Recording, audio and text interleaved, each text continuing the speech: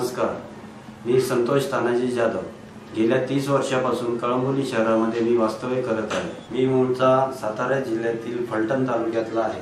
मी पनवेल महानगरपालिकेतील कळंबोली शहरातून प्रभाग क्रमांक 10 क अपक्ष उमेदवार म्हणून उमेदवारी लढवत आहे।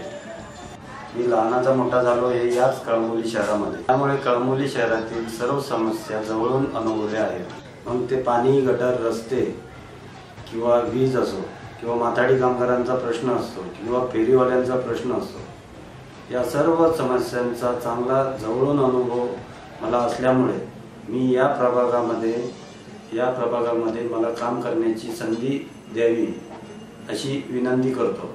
आजपर्यंत कळंबोली नगरीचा कशा प्रकारे विकास झाला हा प्रश्न वादातीत व गंभीर आहे। त्याचा निर्णय तुम्ही शून्य जनता स्वतः घेणार आहात। त्यामुळे आपल्या प्रभागाचा विकास जर हवा असेल तर सेवकही तोच असावा ज्यांना इथल्या समस्येची जाणीव व माहिती आहे।